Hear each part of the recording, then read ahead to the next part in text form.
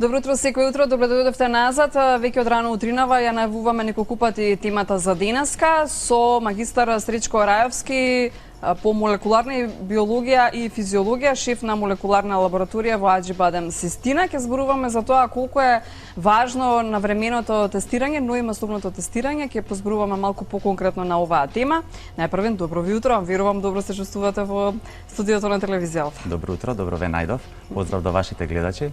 Благодарам на честа да сум гости на ова ваша емисија, во која што во времето кој што имаме на располагање ќе обрнеме малце поголемо внимание на сите овие тестови кои се важни во пресретот на решавање на проблемот со пандемијава предизвикана од овој високо прогресивен патоген микроорганизам SARS-CoV-2. Токму така, затоа што, знаете зошто ја отворивме оваа тема и мислам дека е вистинското време за тоа, со оглед на тоа што на светско ниво се најавува втор бран. Нам ни се чини дека не ни одмина првиот бран, него продолжуваме ние со исто темпо, би рекла, само во наводници. За жал. А бројот на заболени кај нас вртоглаво расте, секојдневно се троцифрени бројките на ново заразени и затоа што информациите до нас, Сречко Рајовски, велат тестираме, важни се тестирањата, но тука сте вие како молекуларен биолог да ни кажете што тие PCR тестови најпрвен значат. На каков начин тие се одвиваат и во кој период треба да дојде најпрвен пациентот и за тоа ќе зборуваме дали по појавата на првичните симптоми или пред воопшто и да се појават. Но колку е важен за почеток PCR тестот, како се прави, која е разликата помеѓу регуларниот и оној велат брзи резултати или брз PCR. Ургентен PCR, така. Значи, за жал, сликата во Македонија во врска со цела оваа пандемија и некако наоѓањето решавање за незино супресирање не оди во добра насока со тоа што имавме бројки кои што беа едноцифрени, двоцифрени, а веќе се соочуваме со состојба кога имаме веќе троцифрени бројки. Секако ќе напоменам дека клиничката болница Аџибадем Систина уште од самиот почеток го поддржа моментот она што го кажуваат нашите најголеми репери, тоа се клиничките болници од Америка, од Западна Европа, како и Светската здравствена организација, дека е потребно да се поддржи масовниот скрининг. Зошто е потребен? Потребен е заради тоа што на тој начин ние вршиме селекција на категорија која што веќе е докажан причинителот на COVID-19 и ја издвојуваме таа популација од онаа кои што се негативни, односно да кажам условно суспектни лица кои што би можеле да се заболат. Одвојувајќи ги овие две категории на луѓе, всушност ние овозможуваме и го растеретуваме нашиот здравствен систем да може. Генерално ние кога гледаме пандемискиот вирус би требало колективно да се случува и во најголем дел ќе ја помине цела популација веќе светски ако гледаме. Меѓутоа тоа треба да се случува етапно. Така, би требало да се случува етапно и постепено. Ако одеднаш сите заболиме, тогаш веќе ги оптоваруваме капацитетите кај нас, меѓутоа тоа е секако и проблем кај сите, да не сите лица ќе можат истовремено и да се подвигнат на здравствена заштита, односно на здравствено мониторирање и изгрижување на нивниот здравствен статус. Затоа се сите тие владени мерки и препораки да ние се придржуваме до оној правилник, да се заштитиме себе си, да се најдеме во улога и на доктор, меѓутоа и на лице кое што доколку заболи, може да го згрижи другото лице кое што ќе го заштити на тој начин што ќе се изолира од него. Ние уште ќе се навратам неколку месеци од почетокот на март, кога целата оваа состојба плимна во Македонија, ние неколку месеци пред тоа веќе подготвувавме планови со кои тестови да подготвиме, да тргнеме за да го поддржиме нашиот здравствен систем, поточно и нашата болница и нашите пациенти кои што секојдневно доаѓаат кај нас и се подложени на одредени различни здравствени згрижувања. Започнавме со масовниот скрининг со брзите тестови антитела, каде што ние докажуваме присуство на имунолошки статус кај лица кои што ствариле претходен контакт со вирусот. Во тоа време ќе кажам дека и како беше голем проблемот да се најде било каков тест достапен кој што ќе дојде кај нас во Македонија и се понуди на граѓаните, затоа што состојбата ни изненади сите, ресурсите на фармацевските компании да изнесат незатечете, буквално така, неподготвени, да се најдат тестови кои што се достапни веднаш да се започнат беше многу тешко. Ние ги воведовме први брзите скрининг тестови серолошки каде што за 10 до 30 минути имаме резултати за антителата, а наврзо 2-3 дена после тоа обезбедивме PCR молекуларен тест регуларниот со кој што ние директно вршиме идентификација на специфичен таргет гет кој што е носител, односно самиот причинител на болеста COVID-19. Добро, само се извинувам, морам да ве прекинам. Од оваа сега дистанца после 4 месеци, што мислите, беше ли добар путек тој?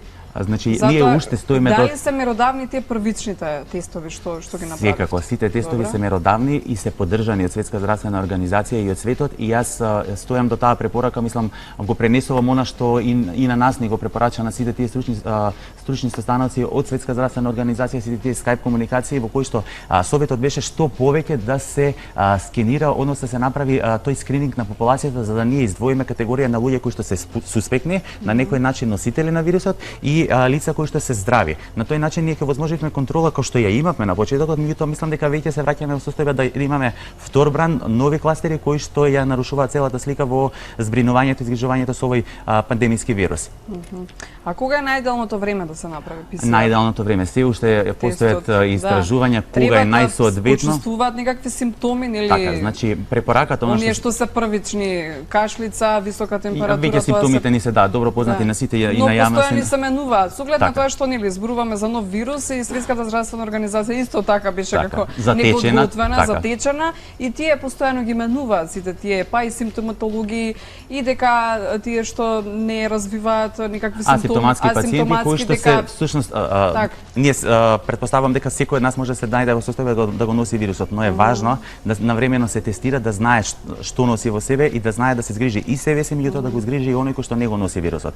Јас ако сум асимптоматски, тоа не значи дека пренесувајќи го мојот вирус, да речеме сите ние имаме дома лица кои што имаат одредени коморбидитети, односно нарушена здравствена состојба, во кој што кај нив вирусот може да плине и да развие таква силна клиничка слика која што директно го лимитира, односно го загрозува квалитетот на живење на таа особа. Затоа е важно да ние сите се тестираме. Може да се каже кое е идеалното време за она што првично почнавме вела дека по суспектен контакт, сега зависи нели првично беше да имаме и епидемиолошка слика и клиничка индикација. Епидемиолошки да сум бил во контакт со лица кои што претходно има остварено контакт со вирусот или е детектирано дека е позитивно, а клинички да веќе јас појавам симптоми кои што укажуваат на самиот причинител на COVID-19 болеста. И идеалното време се препарачува да биде после 14-тиот ден. Меѓутоа во поново време веќе ние сите лица кои што се суспектни и има сомневање дека оствариле контакт со вирусот се тестираат после 7-тиот ден од контактот, односно од сомнителен контакт со веќе за докажано лице кој што го носи вирусот. Или секогаш или секогаш, затоа реков ова е кај лицата кои што има ќе се надоврсаме на вашето прашање, кај лицата кои што веќе постои одредено сомневање дека носат вирус, односно ги имаат тие симптоми, задолжително е веднаш да се направи тоа тестирање. А асимптоматскава категорија, ние сите знаеме со кого се држиме и кој со кого бил во контакт изминатиот период. Треба да сме совесни, сега веќе се доведуваме во состојба да секој граѓанин мора да ја покаже својата совесност, така, за да доколку има таква информација дека лице со кој што претходно бил во контакт и е докажан вирусот, да истиот во неговата најблиска лабораторија, односно соматичниот доктор појде до лабораторија и го спроведе истиот тест за да се заштити себе си, меѓутоа го заштити оној друган веќе со кој што понатаму би комуницирал.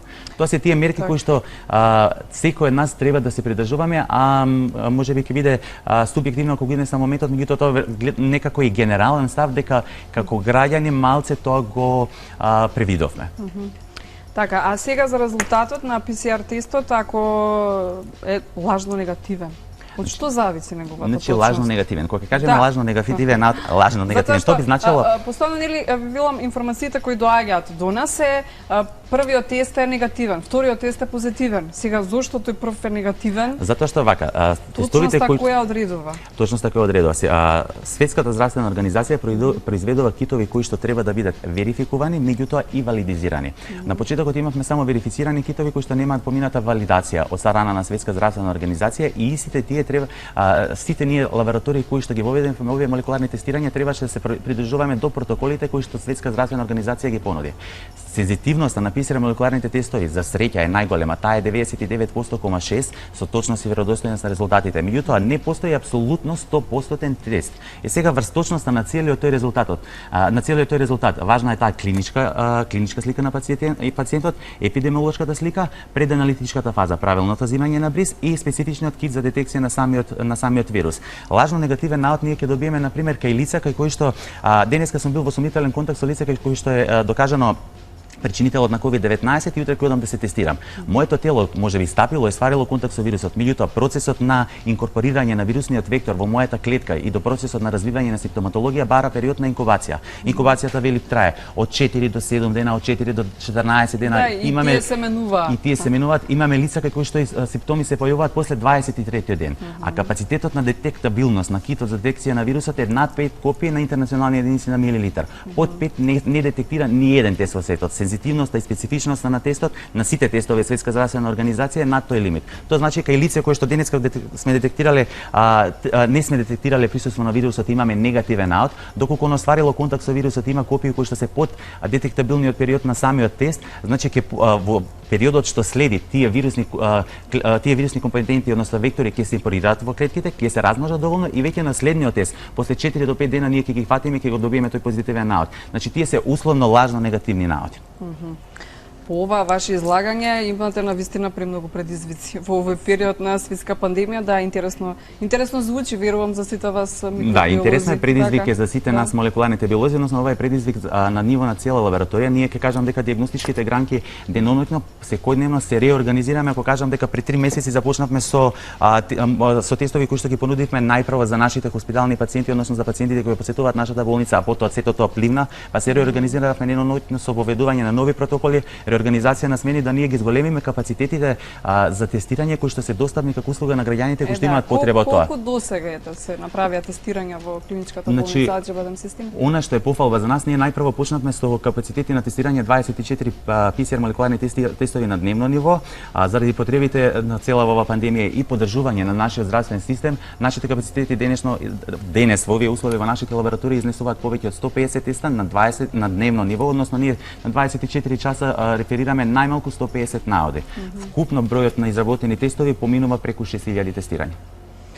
Тоа е добар скрининг, точно, добра селекција и поддршка на нашиот здравствен систем во кој што со нашето реферирање, со нашите наоди кои се верифицирани и веродостојни при Институтот за јавно здравје, веќе директно Институтот за јавно здравје, односно епидемиолозите кои што се во тесна комуникација со пациентите кои се афектирани од овој вирус, се подвигнуваат на збринување, на самоизолација, карантин или нели здравствено исследување доколку се појават манифестации кои имаат клинички слики кои бараат потребата. Да, сега малку да излеземе од коронавирусот, за оние редовни лабораториски анализи, колку се важни тие? Секако дека се важни. Јас ќе кажам дека денес се слушуваме со моментот дека веќе толку се таблоира и да цело време се дискутира околу тоа COVID-19, колку заболени. Да, затоа што сите останати болести не ги ставивме на пауза. Така, квалитетот на животот е нарушен и отежнат. Сите ние нели сме доведени да секој мораме бидеме совесни и самосвесни да ги почитуваме оние владини мерки кои што се изнесени за да се спасиме од овој пандемиски вирус, поточно да го одложиме моментот да ние секој од нас доколку колективно се имунизира од вирусот, да тоа се случува постепено и етапно за да може здравствениот систем да не згрижи наеднаш. Меѓутоа го забораваме малце моментот дека нормалниот животен тек продолжува. Ние мораме да се подвигнуваме на нормалните рутински анализи кои што секако се маркери, дијагностички круцијални маркери кои што даваат слика за нашата целосна здравствена слика. Нашата целосна здравствена слика не значи позитивен, негативен за корона SARS-CoV-2, односно причинителот на COVID-19 болеста. Тоа значи дека други дијагностички маркери кои што луѓето ги имаат, односно одредени коморбидитети кои што е потребно дијагностички навремено да се третираат преку спроведување на нормални дијагностички тестирања, независно дали од биокемиски, од микробиолошки или од остана тип на дијагностички тестирања, односно маркери, потребно е да се подигне свестоста кај граѓаните да покрај COVID-19 ги спроведуваат регуларно и ги запазат оние сите дијагностички марки за навремено да превенираат, односно мониторираат доколку се случи осапување на одредени параметри во нивниот систем. Па кои лабораториски анализи се најбитни за да се открие некоја друга сериозна која лабораториска анализа, тоа е веќе дефинирано и веќе прашање за ординирачкиот доктор. Оној кој што прв комуницира со пациентот е ематичниот доктор. Тој што според симптоматологијата и проблематиката која што ја укажува пациентот, понатаму го советува на одредено лабораториско исследување. Ние што ќе го кажам моментот сега што е особено важно, нашата лабораторија исто во пресред на цела оваа пандемија се реорганизира и направи воведе уште еден нов проект, односно овозможи проект Home Lab, односно лабораторија од дома. Се со цел заради тоа што во целата оваа бука и паника нели сите ајде ќе останеме дома, нема да излегуваме, се со цел да не остваруваме ризични контакти, ги занемаривме спроведувањето на останатите лабораториски анализи.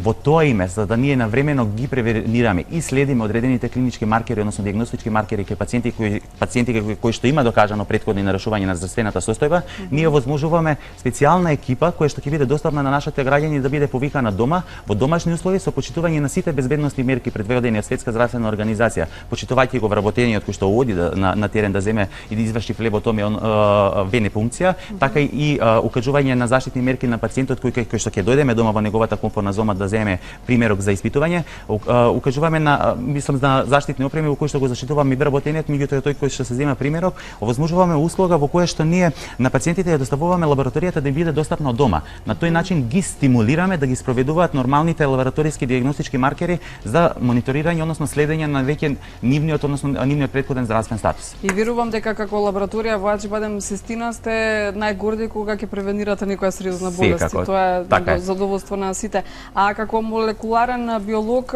може да ни посочите или на оние пациенти што би сакале да дојдат и да се тестираат, грешка пред испитување лабораториски прават ли нашите граѓани? Секако дека прават. Како треба да се подготват? Да, убаво би било затоа што навистина е многу актуелна тема, а можеби некој сака да отиде на тестирање, а не знае што претходно Она што најмногу граѓаните можеби го грешат е во моментот, а многу важно да се запази тој диагностички алгоритам на кои диагностички маркери, односно тестови ние ќе се подвигнеме. Еден пациент пред да дојде на било какво диагностичко лабораториско исследување потребно да ги запази оние препораки кои што се предвидени од Светска здравствена организација и се правилник на работа во лабораторија. Тоа значи гладни, жедни 8 до 12 часот.